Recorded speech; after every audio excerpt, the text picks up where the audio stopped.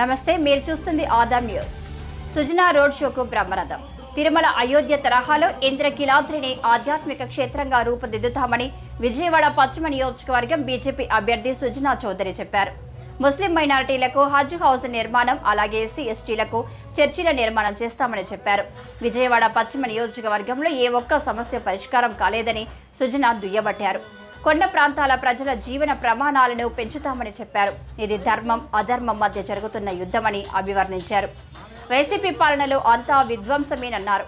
ఏపీలో దేశంలో ఎన్డీఏ కూటమి ప్రభుత్వం రావడం ఖాయమని, తాము గెలిచాక 22 డివిజన్లో కార్యాలయాలు ఏర్పాటు చేసి సమస్యలను పరిష్కరిస్తామని చెప్పారు. ఎన్నికల ప్రచారం చివరి రోజున సుజనా రోడ్ షో చేస్తున్నారు. సుజనా రోడ్ షోకు బ్రహ్మాండమైన స్పందన వచ్చింది. దారి పొడవునా సుజనాకు మద్దతుగా అభిమానులు నినాదాలు చేశారు.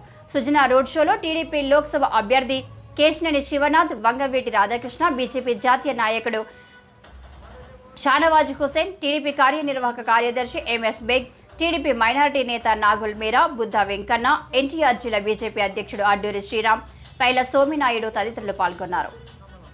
చూస్తూనే ఉండండి, ఆదాం న్యూస్ నిజాన్ని నిర్భయంగా చూపిస్తుంది. పశ్చిమ నియోజకవర్గంలో ఆఖరి దిన ప్రచారానికి ఆఖరి రోజు అందరికీ తెలిసిందే. సీనియర్ నాయకులు షాజవాన్ హుసేన్ గారు వచ్చారు ఢిల్లీ నుండి. ఇక్కడ మన మైనారిటీ నాయకులు బేగ్ గారు ఉన్నారు, మన నాగుల్ మీరా గారు ఉన్నారు, లోక్సభ అభ్యర్థి చిన్ని గారు కూడా వచ్చున్నారు. పశ్చిమ నియోజక ప్రజలకు మరీ ముఖ్యంగా అందరికీ కూడా డివిజన్ వైజ్ నేను మేనిఫెస్టో పంపించాను కదా. ఆ పంపించిన దాంట్లో ఇంకేదన్నా సలహాలు సంప్రదింపులు ఉంటే మీరు తప్పకుండా ఇవ్వండి.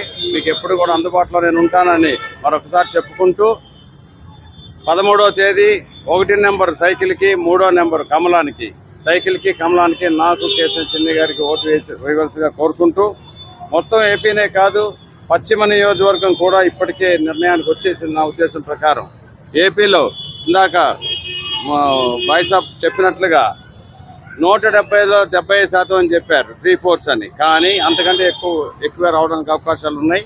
పశ్చిమ నియోజక ప్రజలైతే మాత్రం పూర్తిగా క్లారిటీకి వచ్చారు.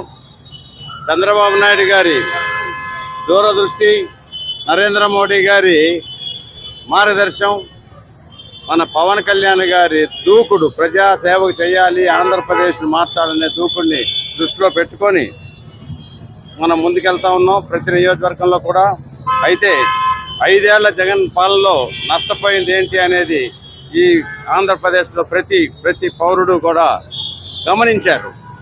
కేంద్ర మంత్రి షానవాజ్ గారు అందరం కలిసి ప్రచారం నిర్వర్తించడం జరుగుతుంది. వాళ్ళ చివరి రోజు మేమందరం కలిసికట్టుగా అద్భుత విజయం సాధించబోతున్నాం. వాళ్ళ కూటమి అభ్యర్థులందరం ఘన విజయం సాధించబోతున్నాం. భారీ మెజార్టీల కోసం మేము చూస్తున్నాం, కానీ ఈ రోజు మా విజయం నిశ్చయమైపోయింది. ఈ విజయంలో కృషి చేసిన గౌరవ ప్రధాని నరేంద్ర మోడీ గారికి, పవన్ కళ్యాణ్ గారికి, మా అధ్యక్షులు వారు నారా చంద్రబాబు నాయుడు గారికి అందరికీ పేరు పేరుగా ధన్యవాదాలు. Thank you.